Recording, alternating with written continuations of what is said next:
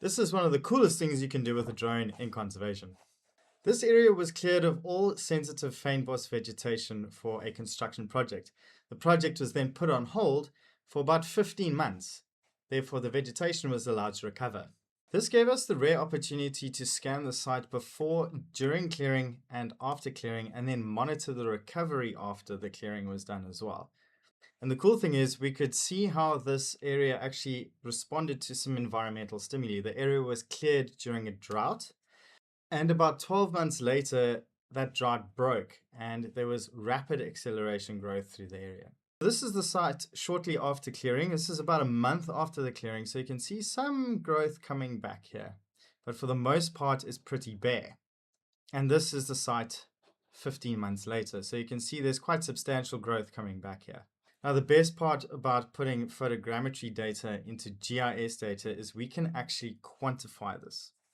A few months ago, a custom-built app was designed for this project and used to collect ground data to check on certain species and rapidly capture ground data required for the project. One of the first things that we wanted to establish was canopy growth in terms of the area. Therefore, we looked at a number of native species on the site. One of the first ones that we looked at was this little guy, also known as mpepu. It smells amazing. If we look at our baseline, we can see quite a number of mpepu plants popping up throughout the study site. So if we have a look here, we can see some small ones coming through here. And if we zoom out again and go to our 2026, we can see just how much the canopy areas have grown. So if we overlay our new shape files, we can see the difference between 2025 and 2026. So it becomes quite evident throughout the site that these plants have grown quite a bit over those 15 months. We can also do the same area calculations with our pesky alien vegetation, such as these acacia mearnsii as well. So we can keep a close eye on them. So they just come onto the scene in 2025. We can see them there. And then by 2026, they had grown quite substantially. We can see here the difference in the canopy areas in 2026 here in orange. So that's quite substantial growth over that period of time. Alien invasive plants, as we know, they pretty much outcompete most of the native species because they do not have any sort of natural competition in the area. It's also great to see that our indigenous mpepu has also done very well over that time as well. The next thing we can do is use RGB-derived vegetation indices to classify the image into areas of dominant greenness, areas of transitional greenness, and areas of bare soil. Changes in the area accompanied by each different class between the different survey dates provide a quantitative measure of vegetation recovery and ground cover development. So now looking at our vegetation cover, we can see here in 2025, we can see some stronger greenness reflectance here, and we can see slightly lower greener reflectance here, and in between that we can see all of the bare soil. So basically that's everything that isn't actively growing on the site. We can then compare that to 2026. You can see a lot more vigorous greens coming about, and you can also see a lot more vegetation cover. I mean, which is quite obvious. You can see it between the two ortho photos, but using the index, it is now quantified. So if we turn our index back on, we can actually quantify the area of these polygons. And what becomes interesting is you can also see where vegetation has sort of died off between the different dates as well. So there between 2025 and 2026, this little patch here is actually kind of died off. So if we keep an eye on that area here and we turn our index off and we turn our 2015 map back on and off, you can see in this area here that those plants have either died off or grown outwards, or something's happened there. And now what we can also do, which is really, really cool, and that's probably one of the best things about having 3D digital twins, is we can compare 2 point clouds from the 2025 dataset and the 2026 dataset and actually see what's changing in the environment as well, and where things have grown, or maybe even where things have kind of disappeared. And we can end up with a very kick-ass model like this. So this was generated in Cloud Compare and the rest are brought into QGIS. And it shows us exactly what's going on in this environment. So our values are between -1 and 2. So you can see there's a lot of areas here in blue, which shows positive growth. And that actually ties in very well with our reflectance index if we have a look here. Areas in blue, positive growth. Areas in high greens, that's quite a lot of growth. So we can have a look if we take our picking tool. We can see by just how much. So there we've got about 30 centimeters worth of growth, or 37 centimeters worth of growth. Here we've actually got a decrease. We can see here it's deep reds. So we're starting to get closer to the zeros. If we zoom in here and just have a look here, we can see a negative number.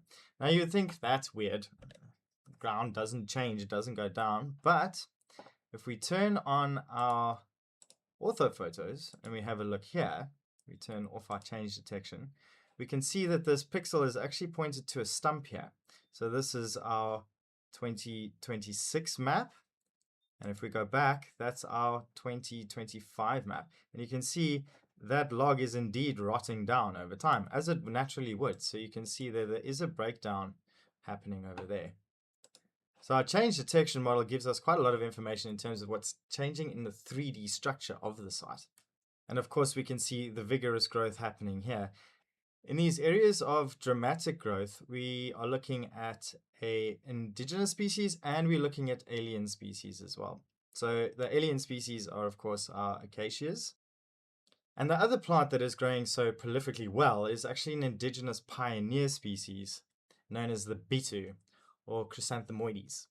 These are very fast growing plants. They tend to grow a lot faster than the surrounding fynbos plants, especially these ericas, which are quite prolific throughout the stand and are mainly represented by these big areas in blue.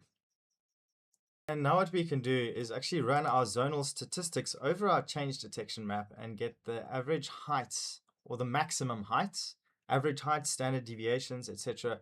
of these individual plants. And if you remember from last week's video when we were talking about histograms and how to understand them, we can determine that these are the rapidly growing plants that we saw in our histogram. That shows our 3D change in the environment. So that's really cool. And we also know that our primary growth is actually in terms of the fynbos ericas. So even before looking at the site and looking at the species and seeing what's going on there, we already knew from our histogram where the primary growth was happening and that at the tail end there was some very rapid growth of some other plants. When we look back at our map, that's them. And I think that's just mind-blowing. So just to recap, we've got a lot of data here just from 2 drone flights and a little bit of GIS work. We've obviously got our orthomosaic maps between the 2 different dates. There we go.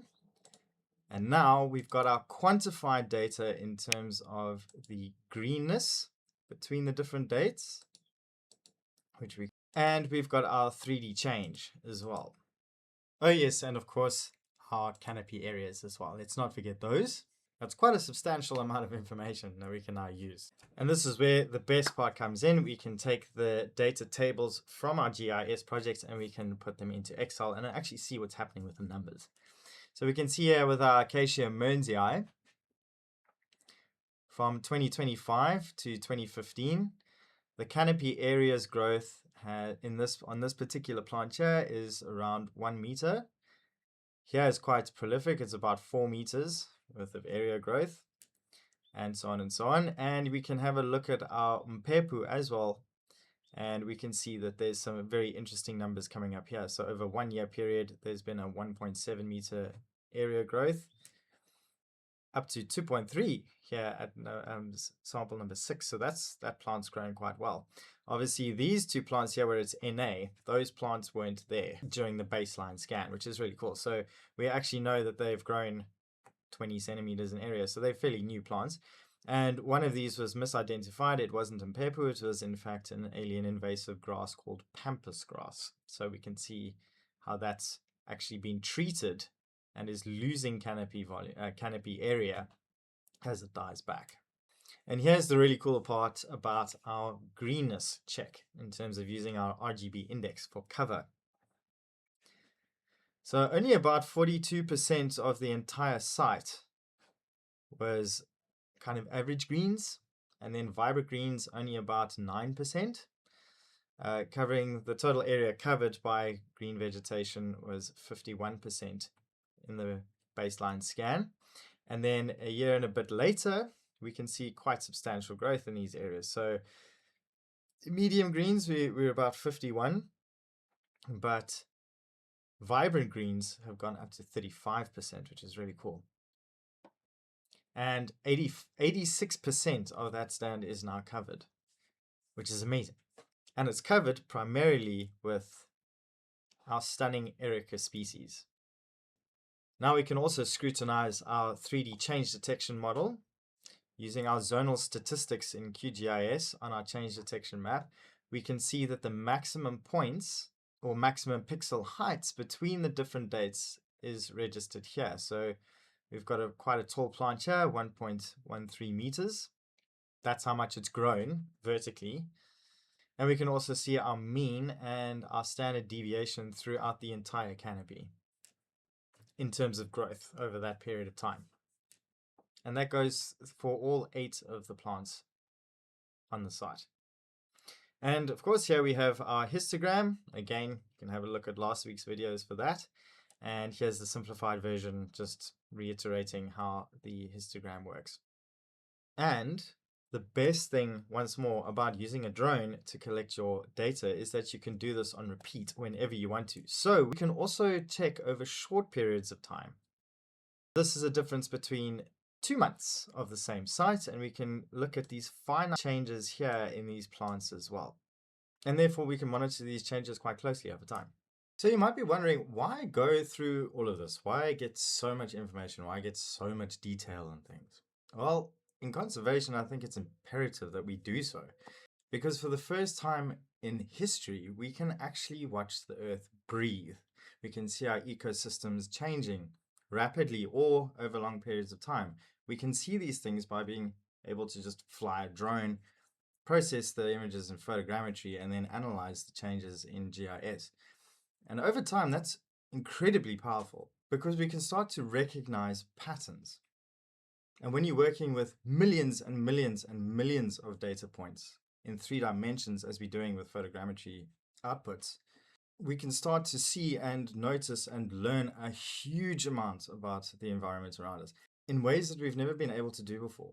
And when we start using digital twins to look at ecosystems over time, we can really start to understand what's going on in these incredible geological and biological petri dishes, and also learn a lot about ourselves along the way.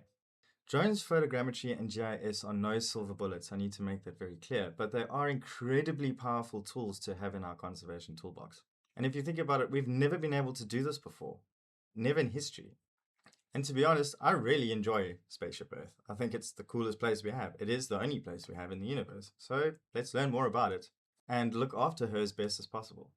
If you'd like to learn more about how photogrammetry and GIS can be used in conservation applications, you can go to geowingacademy.com and you can read the blogs. There's a lot of information there, and there's also a huge amount of other information on the YouTube channel. If you want to learn these skills, go ahead and take one of the courses. And to start you off, you can take the free mini course in the description below. And I'll see you in the next one. Peace!